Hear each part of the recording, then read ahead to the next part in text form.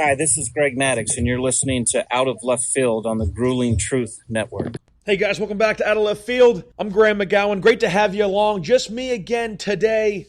Man, we have got a packed show. We made it through another season of Major League Baseball here on Out of Left Field. It's been great to have you guys hanging along with us. Of course, had a bit of a lull in the middle of the year due to some scheduling and work conflicts, but great to be back with you guys and get ready for some postseason baseball. And yet somehow this week still managed to bring us quite a few big news stories and some nuggets to take us through the end of the regular season and into the postseason. If it's your first time joining us, welcome. Great to have you along. What took you so long? Be sure to stick around for a while. We'll take you all the way through the postseason and the offseason into next year like we always do. Let's put the ball in play on today's show, and while the ball goes in play on the show and gets ready to go into play on the postseason, it is about to be the final pitch for Ned Yost, the manager of the Kansas City Royals. He announced recently and will officially retire following the completion of today's game. Ned Yost, the manager first of the Brewers and then most recently and still currently of the aforementioned Kansas City Royals. Two pennants, of course, a World Series title back in 2015 after they fell in 7 games in a dramatic Game 7. Madison Bumgarner pitching, 5 innings of relief, 4 innings of relief in Game 7 of the World Series in Kansas City. But at the end of this, Ned Yost is a guy who always seemed, he was always a bit fiery, sometimes a bit understood. I won't say he was apathetic, but it was sometimes hard to get a read on him. He could stay very calm, made some questionable decisions, but at the same time, those are sometimes the things that make you go crazy with the manager, and yet I think still today are those things that you miss when a guy went off of his gut.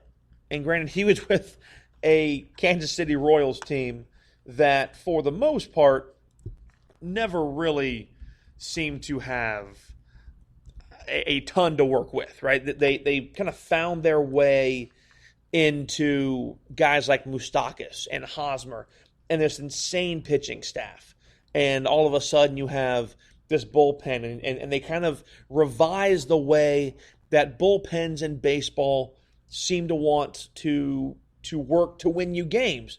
And we've seen that become a clear part of the strategy today, but yet at the same time, it's also one of the things that's begun to make the game a little bit less enjoyable. But it worked. It was exciting to watch, to see these guys pitch so well as strikeouts have gone up and home runs have gone up. It also makes the at-bats last a whole hell of a lot longer. But at the end of this, Ned Yost said, quote, "With the development of our young players and our returning veterans, I feel and hope the worst is behind us in this rebuilding phase of our organization. My plan all along was to get us through the rough times, then turn it over to a new manager to bring us the rest of the way. I've thoroughly enjoyed my time here as your manager and will never forget the good and the hard times we had together as an organization and a fan base. I will never forget the fact that you fans supported us through it all. Kansas City will always have a special place in my heart, and I look forward to rooting for the Royals onto their next world championship very soon," close quote. Yost is 65, took over the Royals in 2010, ended up having a sub-500 record, 744 and 836. But at the end of this, this is a guy who stuck with the team through a lot of crap.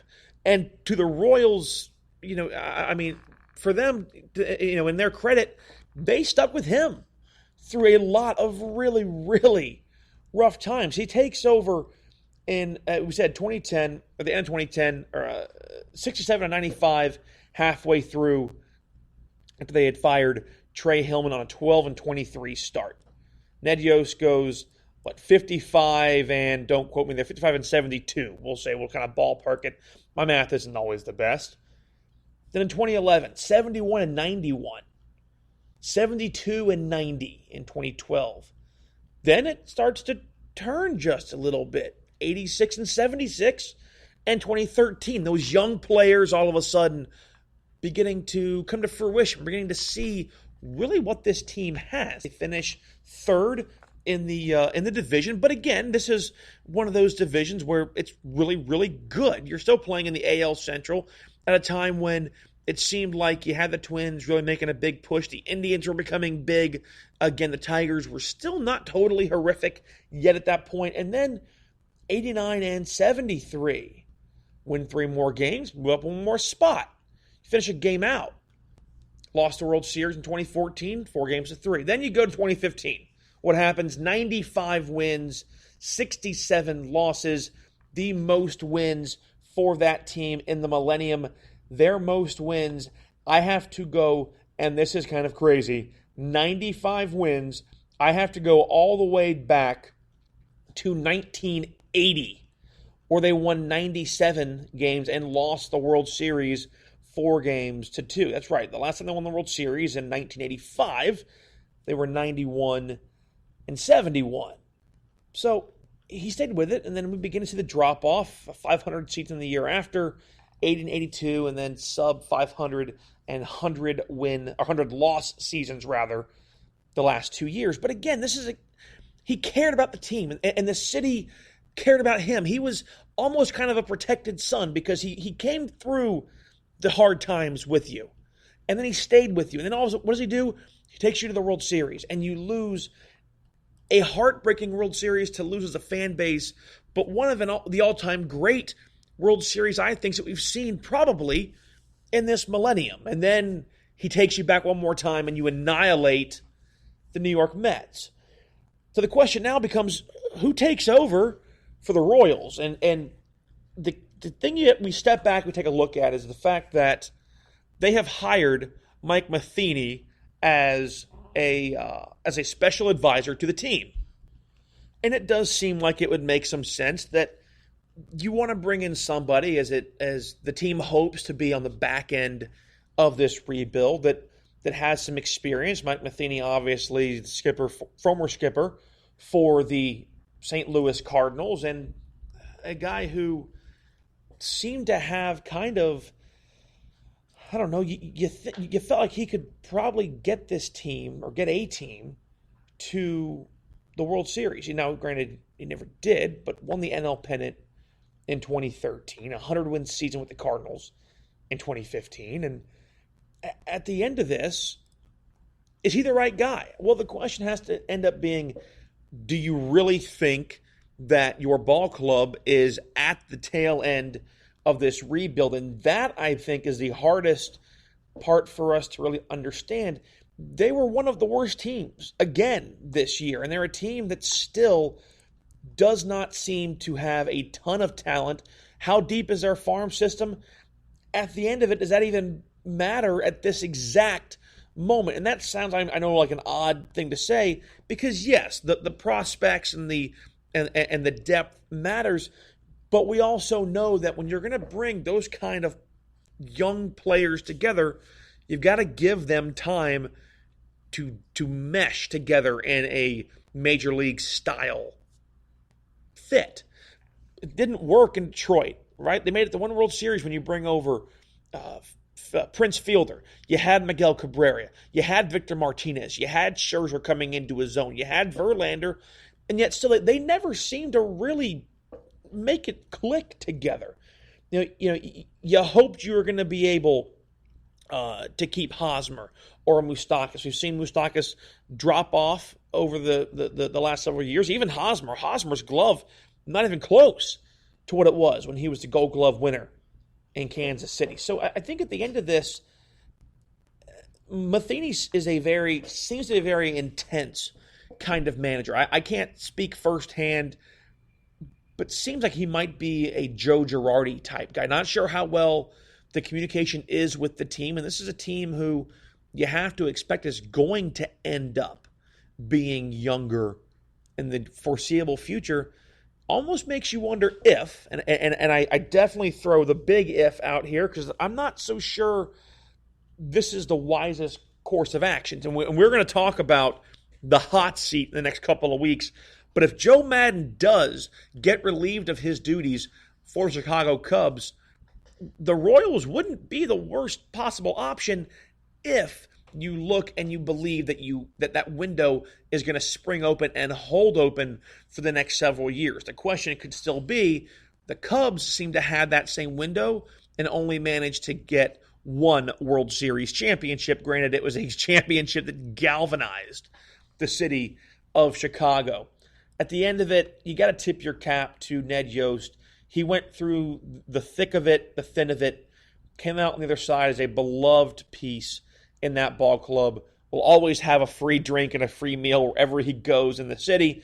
And I do believe after he takes some time away, I could see him coming back into the organization in a front office type of role. Now, this next story topic, this is something that we talked about 2 years ago, and it was actually just after I had gotten back from Arizona. We did our live show we did it out of left field at Chase Field, right off the Friday's porch out there in left field in Arizona. And literally the night of that show, we did it in the afternoon, and we're heading to dinner, Kris and I, and we noticed, oh my God, Bryce Harper, we thought he had destroyed his knee, right? It's a rainy game in San Francisco. The tarp's on the field, comes back out. There's moisture out there. There's still some drizzle. What happens? He slips on these slick bags, hyperextends his knee. We all thought his knee had been shredded to pieces. Luckily, it wasn't. But at the end of it, you still had him out for a month. Well, fast forward 2 years later, just about a month past in time from when Harper had his injury, and Kris Bryant goes down with a grade 2 sprain of his right ankle after landing awkwardly on a wet bag. Go figure, the first base bag, once again, in St. Louis. At some point, Major League Baseball has to reevaluate what their focus is. I tweeted this out earlier this week, and please give me a follow at 321SC Graham. That's 321 Sportscast SC Graham, my first name. And, at the end of this, they have made safety for the fans of the utmost importance, which they should. We've seen enough injuries from flying baseballs and flying bats into the stands that you extend the netting to go ahead and keep the fans protected. That's fine. But now your players have to be involved as well. I've written about this with the NFL. I've written about it with baseball. And at this point now, what the hell are you waiting for? Is it going to take somebody to tear their Achilles, to blow out their ACL and or their MCL? What do you need, Major League Baseball? Scott Boras, of course, we know, one of the sometimes vilified agents, but he comes out, and both of these guys are his clients. So granted, sure, he does have a rooting interest, a very deep-hearted interest in both of these, but he said to the Chicago Sun-Times, quote, "What have they done since Harper? The answer is nothing. They're focused on other factors, economic factors, all things relating to how they can administer the game. And yet, the safety of players and resolution of this issue has gone without any attention. The integrity of our game is going to be damaged when the safety of players is not at the forefront. And Major League Baseball has dropped the ball on the wet bag subject." He went on to say, in the NBA, when a player hits the floor and there's perspiration on the floor, they clean it up immediately so the surface isn't slick. In baseball, we have no one cleaning the bags between innings during inclement weather. Is there observation as the game goes where they would stop and make sure the bag is dry? We don't do that. We don't take measures like that for player safety that could easily be accomplished by the grounds crew and the umpire's observations. Close quote. Say what you want about Scott Boras. He is absolutely right on this topic. Major League Baseball has to step in and figure out something. I still think that having the old canvas bags makes the most sense. Yeah, they might get wet. Okay.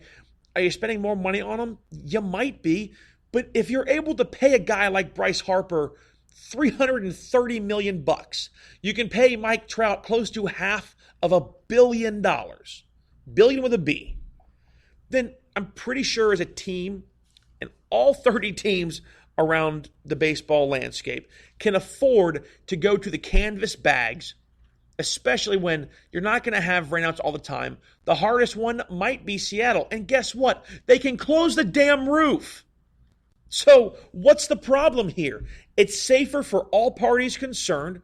You're also probably not going to see guys sliding up and over the bags quite as much. The way that, those bags, if they're slick, are also going to weigh in on the way that the player slides past the bag, and we keep seeing these kind of late slides, tags being held on longer. Just one of those things. It's easier to hold on to. Nationals GM Mike Rizzo and outfielder Adam Eaton agreed with Boris as well, said, comparing the bases to, quote, an absolute ice skating rink, close quote. Eaton went on to say, there shouldn't be a bag that holds water on top of it. You shouldn't have the shiny coating on top of it with water sitting on top.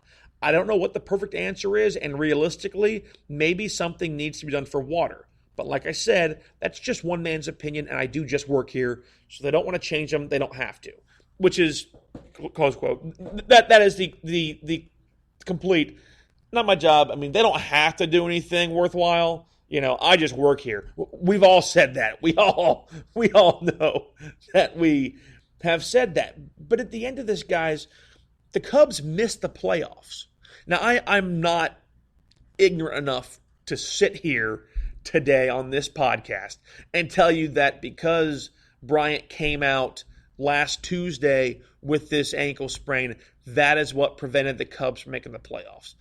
They were a team that did not look anything like what they should have. We have seen multiple teams this year completely underperform in expectations. For me, obviously, it was the Colorado Rockies.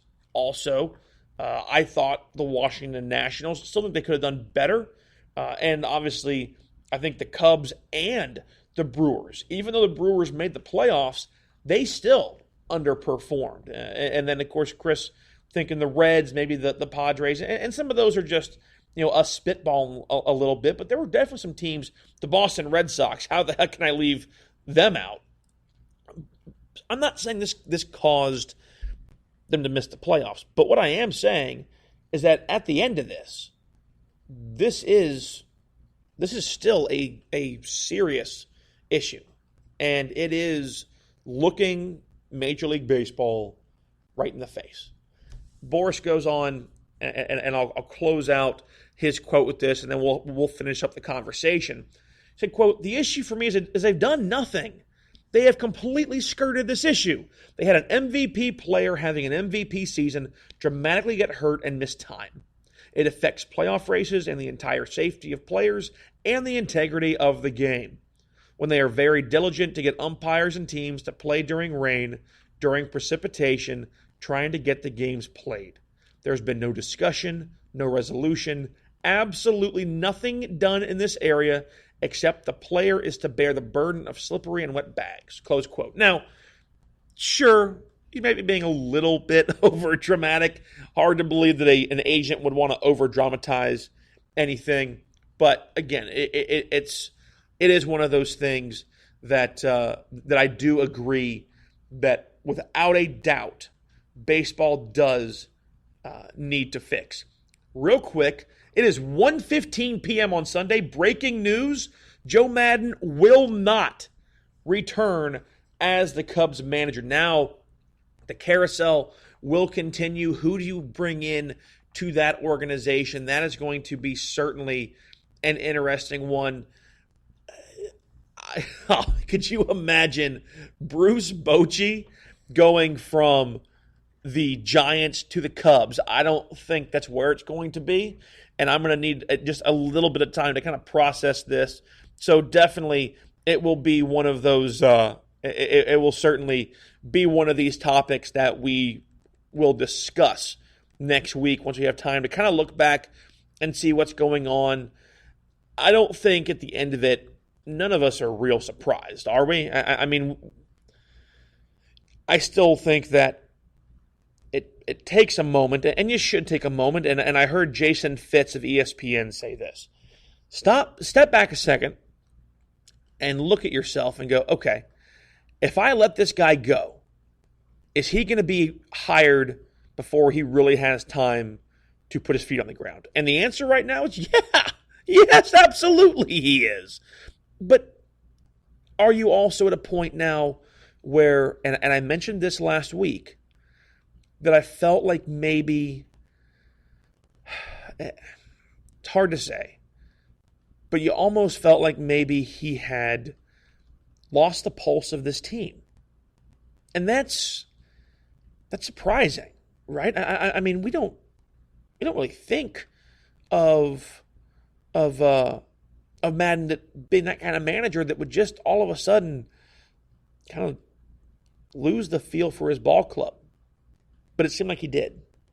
And if that is the case, and if you are the GM, or if you are the president of baseball operations at this point, Theo Epstein has to make that choice. I can't disagree with the logic behind the choice.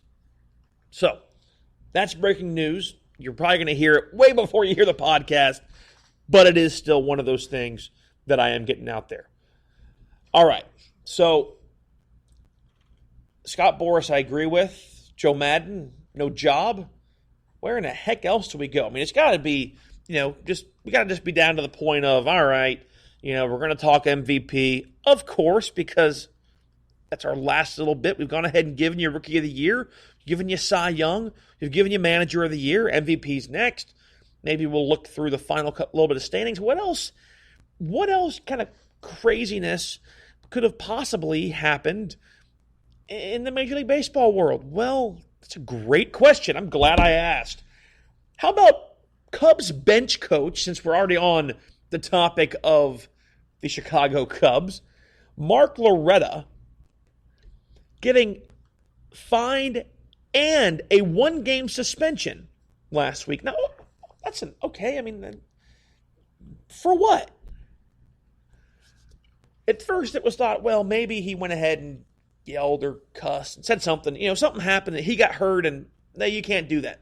No, Mark Loretta, quote, MLB suspended Chicago Cubs bench coach Mark Loretta one game for using the umpire's replay review headset to speak with the replay official in New York in an attempt to get an explanation for an outcome that didn't go his team's way. Loretta purportedly intercepted the on-field replay review technician and spoke via headset to the replay operations center. Close quote. What? You've got to be bleeping kidding me. I mean, I can't say that I'm totally surprised. I mean, that you would have thought it would have eventually happened at some point, but that's hilarious.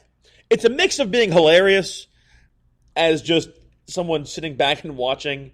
I think it is hilarious. Now granted, how was he? Obviously, wasn't just he was really berating the replay staff. If he was, I would have had to think the fine would have been bigger. Although we've also seen how much Joe Torre really cares about putting the concerns of umpires up front. There might be a little bit of officials' bitterness right there, but for the most part, I'll let that one go. At the end of this, I'm blown away.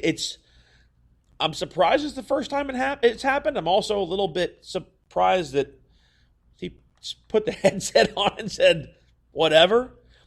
Joe Madden said, we had a little bit of a security breach. I didn't process that he put the headphones on.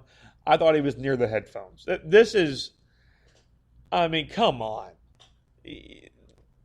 This is about the same as a player or a manager getting ejected because you're getting your tails kicked and you're having one of those stretches where nothing's going your way, and damn it, we got to do something. We got to blame something.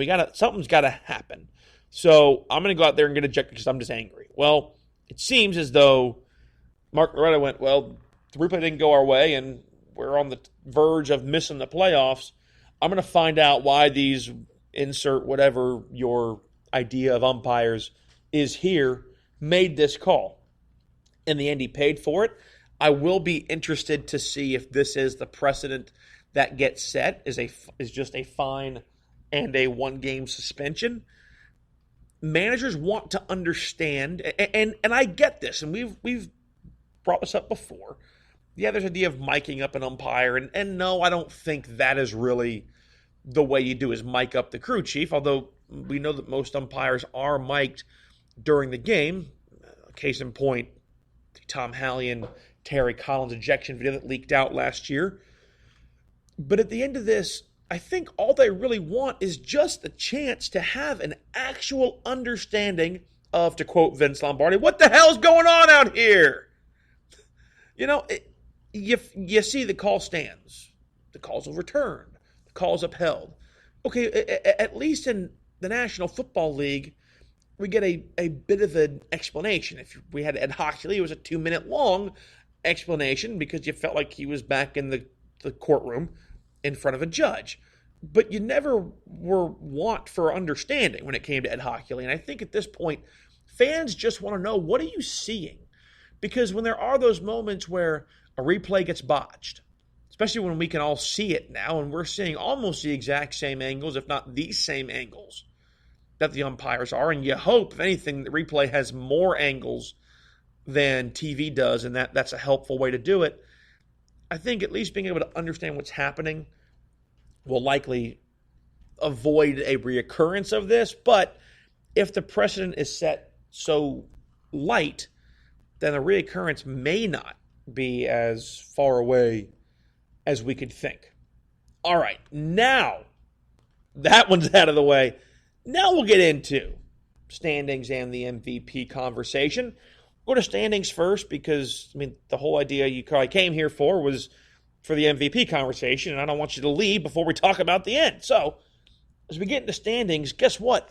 We have history on top of this. This is the first time, and I mentioned this last week. I said it was close. I was hoping the Braves could have gone on just a little bit more of a run, kind of spun their tires just a little bit down the tail end.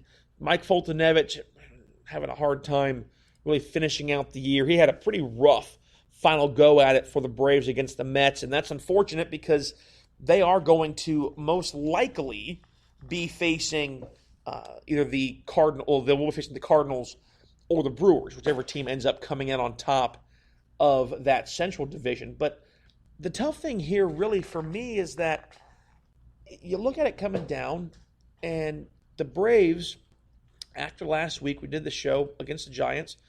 They lost 4-1. Then they lost 9-6 to the Royals. Lost 4-2 to the Mets on Friday, in between a 10-2 win on Wednesday, a getaway day. And then they get blanked by the Mets 3-0 on Saturday, yesterday. They play the Mets today for the final game of the year. So, it kind of stinks because we had the possibility of having 5 teams get to the 100 win mark. Instead, we have 4. Still, that is history. The first time in Major League Baseball history we have managed to have 4 100-win teams. And along with history last year, where we had one of our 100-win teams not be a division winner. Of course, the Boston Red Sox and the New York Yankees cracked triple digits last year. The Yankees coming in as the wild card behind Boston's almost record-setting year. But the Dodgers finish at 105, have a 105 and 56 record. They finish with 105 wins, at least at the time of this recording. The Minnesota Twins are at 101 wins. They face the Kansas City Royals. The New York Yankees are at 103. They face the Texas Rangers, and the Houston Astros have latched up home field advantage at 106 wins, and they face the Angels in the final game of this season. So, our playoff picture is set. The Astros will get the winner of Oakland and Tampa Bay. Tampa Bay clinching in Toronto this past weekend. The Cleveland Indians will finish just about 3 games or so out of the wild card. This is a team who really, losing Corey Kluber did not help the Indians at all. The Tribe have been struggling since they made it to the World Series in 2016. We have not seen the same kind of ball club. And granted, they were a team that needs the fine lightning in a bottle. They're in a small market. They aren't a team that has an exorbitant payroll, and that shows. And it's why a skipper like Bob Melvin of the Oakland A's, who did make the playoffs, or Terry Francona, are so damn good. Because they can take teams who don't have huge, grandiose expectations, and at the end of it, can make them at least competitive and maybe find their way into the playoffs. Now, I am very interested to see what Bob Melvin does against the Tampa Bay Rays, because last year we saw it. And here's the key. Here's the fun part. The Rays are 96 and 65. The A's, 97 and 64. So at the end of it, we got to figure out who had the better record between the two of them against each other head-to-head, and they win home field advantage. So it is kind of if the A's can lose and the Rays can win, we get a little bit of drama to see who's going to get home field advantage in the wild card game. If the A's win, we're playing in Oakland. So for me, the key here, and granted, the last playing game they had was against Arizona in Arizona, but we saw that Bob Melvin last time tried to go for the starter reliever, do the pitching by committee thing, and it didn't really work out that well. And I'm sorry, I believe they did that against, that was against New York. It was the Yankees when he did that last year. As I was saying, it was the Diamondbacks National League team. Sorry, been a long week, guys. But at the end of this, I think Bob Melvin learns from his past mistakes. That's a key here. Kevin Cash should have made the playoffs last year. Easily could have in any other division. Did not. This will, if I'm not mistaken, be the first time that Kevin Cash has seen the playoffs while at the helm of the Tampa Bay Rays. We know that that's one of those moments when you're in a winner-take-all one-game playoff. Anything can happen. I think this bodes very well for Oakland. At the end of it, being in Florida, I want to see the Rays do well. I'm also still very, very aggravated that fans don't come out and support the Tampa Bay Rays. Even in this wild card race, less than 10,000 fans in attendance at Tropicana Field. I'm done. Move the team, and we will talk about that during the offseason because that is just absolutely abhorrent. So let's go ahead and work top to bottom real quick. The Yankees on top, 103 wins, 58 losses at the moment. Final game being played today. They will win the AL East. The Rays at 96 and 65 today. They take the wild card, one of the two wild card options. Again, we're still waiting to see what happens. The Red Sox will finish third. The Blue Jays will finish fourth. The Baltimore Orioles, thankfully, are just finished. They are playing Boston.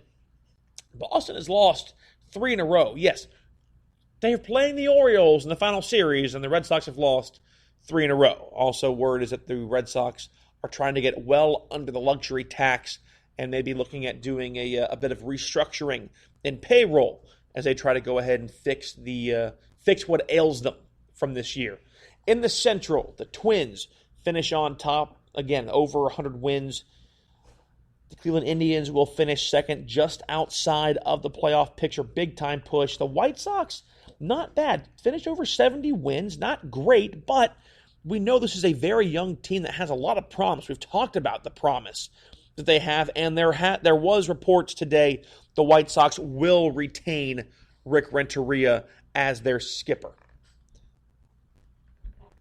And Rick Renteria has done as much as he can with this team. So I don't mind that they're going to keep him, and I think that they're on the cusp of being able to really make at least a bit of a ripple in the AL Central. The Royals will finish fourth. The Tigers will finish fifth. The Tigers will finish as the worst team in Major League Baseball. 47 wins coming into today. If the White Sox can hold them off, it'll be 114 losses on the year. In the West, the Astros and the A's duking it out. The A's still managed to make it respectable. 97 wins coming into their final game against Seattle for the A's, and still you managed to lose your division by 9 games. It shows you how good the Astros are.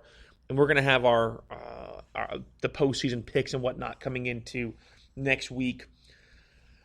The Rangers will finish third, the Angels fourth, the Mariners, a big letdown once again, finish fifth. In the National League, the Braves win the division. I'm still happy that the Nationals make the playoffs. At least I didn't totally make a fool of myself. Pretty nice run differential, though, for the Nats. 143 runs scored above their opponents. Scored 865 runs compared to 722 that they allowed. So that, that in and of itself, pretty impressive. I mean, kind of middle of the road as far as runs scored, but the differential at least shows you that they have at least some pitching there. The Mets will finish third. Mickey Callaway will be on the hot seat again. We'll discuss managerial hot seats coming up in the next few weeks. We'll see what happens, how fast teams make those decisions. Gabe Kapler, that's going to be an interesting one. They will at least finish at 500. They're 81-80 going into the final game against Miami, who finished fifth. Another 100 loss season for them. Mentioned last week, Don Mattingly will be back with that ball club. The Cardinals and the Brewers. That one also still up for grabs. One game separates them. I believe the the Cardinals have a 4-2 advantage this season, so it would be a Cardinal home field advantage if the Brewers are able to win. So we'll see what happens with that. I have to double check that, but that definitely is going to make it. The Brewers have the 4-2 advantage, hence why we haven't gone ahead and locked W. So that's going to be kind of crazy. If St. Louis loses, Milwaukee can win. Milwaukee will get home field and the division crown. The Cubs finished third. The Reds fourth, 74 wins coming into their final game against Pittsburgh. The Pirates are just one game shy of 70. Would be nice to see them hit that 70-win mark on a still disappointing year. The Dodgers, I think, were destined for a rematch of the 2017 World Series. Dodgers-Astros.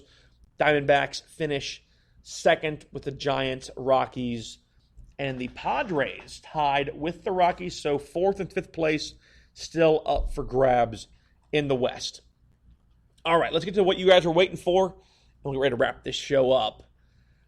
The MVP, AL/NL MVP, we are here. We are ready. It is almost time.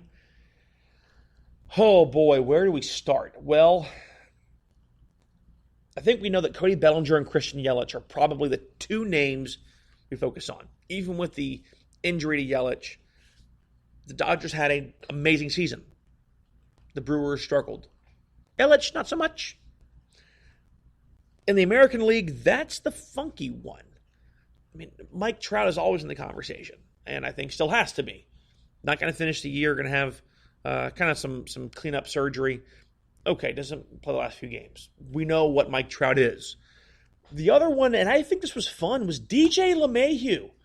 This guy playing all over the field for the Yankees. Played second, played first, played third, was a DH. He was the guy who could stay healthiest the most.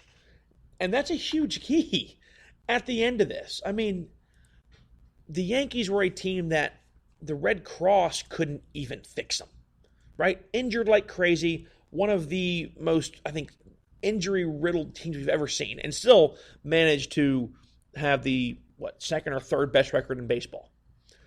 But LeMahieu, in 652 plate appearances, 599 official at-bats coming into today's game, almost 200. If he can get 3 hits today, looking at a 200-hit season from him. 102 RBIs, 26 homers.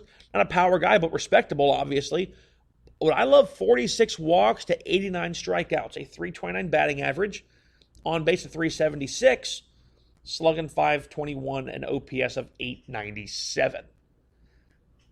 the numbers look good, right? But let's go to Mike Trout. Mike Trout, 470 at-bats, a 291 batting average, but an on-base of 438, a 645 slugging, an OPS of 1.083, 110 walks to 120 strikeouts. That's just really flippin' impressive. At the end of this, with the 104 RBIs and the 45 home runs, I'm going to sit back for a second. I've said this before, I'll say it again. I don't think the home run crown, being able to hit a ton of long balls, makes you the MVP. Makes you really, really good. And Mike Trout is the best. But I'm going to throw my hat towards DJ LeMahieu. His ability to be healthy and to continually produce for this team, to me, was huge. Over 100 runs driven in. 104 for Trout, 102 for LeMahieu. Yes, Trout's going to have more home runs. We expect that. Okay, 26 compared to Trout's 45. But 27 doubles, 2 triples for Trout. 33 doubles, 2 triples for LeMahieu. More extra base hits. So at the end of this, I think that what I'm seeing here, even with Trout, 137 hits, he's going to end up missing he's going to end up missing 28 games. LeMahieu played more, was just as productive, not in the home run category, but across the board, just as productive, a better batting average. On base, not as much, because you know what? He didn't walk as much as Trout did. Of course, slugging is going to be lower because he didn't hit many home runs as Trout did. But at the end of this, he was the most valuable player to that team. And I think when you look at the American League as a whole, he was the most valuable player in the AL. So I will go with DJ LeMahieu. Now, Yelich, Bellinger, Alonso? No. I mentioned this last week. Picked him for Rookie of the Year. He was by far, I think, blows away the rookie class of 2019 in the National League. But a 260 hitter, sure, 53 home runs, breaks Aaron Judge's rookie home run record, 120 RBIs. That's great, except that just under half of those RBIs were just off of him swinging the bat. 30 doubles, 2 triples, still respectable extra base hit numbers, and 85 extra base hits out of a 150 total. Half your hits, extra base hits. Gotta love that. But a 260 average, almost 2.5 strikeouts per walk. I think Alonso will eventually be an MVP, but not this year. So it's between Yelly and Belly, right? Bellinger, Yelich, that's who we're going to go with here. This is a tough one. Yelich plays 130 games. If he plays today, Bellinger will play in 156. These guys, we thought at first we were looking at 2 Triple Crown guys. All of a sudden, that comes in. Alonso changes that. At the end of the day, Yelich finishes the season 44 home runs. Got to love that. 29 doubles, 3 triples. Got to love that. 100 runs scored. 161 hits. But 97 runs driven in. Again, RBI is not a telltale stat, but half of the runs driven in were at least just him crossing the plate. The batting average, great, 329. On base, 100 points higher, 429, a 1.1 OPS with that 671 slugging. Of course, the All-Star this year as well, his second consecutive. But you look at Cody Bellinger. Bellinger, 47 home runs, 34 doubles, 3 triples. Goodness gracious, 84 extra base hits on 169 total, so half his extra base hits. 94 walks, 108 strikeouts. Really like the ratio there. A batting average of 303 and on base of 404. A 628, slugging a 1033 OPS. These guys had almost identical numbers down the board. At the end of this, the former Rookie of the Year, that was Cody Bellinger, will win the MVP for the National League. Cody Bellinger, and DJ LeMahieu, my picks for MVP of the Major League Baseball 2019 season. Guys, it has been a blast. Thanks for spending your time with me today. I hope you enjoyed the final day of regular season baseball. We are getting into the wild card games. That's going to be a whole ton of fun. Without really knowing who's going to be where, it's hard to pick them right now. Be sure to give me a follow on Twitter at 321SCGraham and follow us on Facebook, Out of Left Field with Kris and Graham. Be sure to put some talking points up there this week in reference to the wild card games. And we look forward to having you guys hanging out with us next week as we get ready to get into the division series. We'll start looking ahead to the championship series for each league and the World Series and start getting you ready for the changes in your team. So for all of us at the Grueling Truth Network, I'm Graham. Thanks for hanging out with me, guys. Look forward to catching you next week on Out of Left Field. Enjoy you some playoff baseball this week. I will see you guys in just a few days.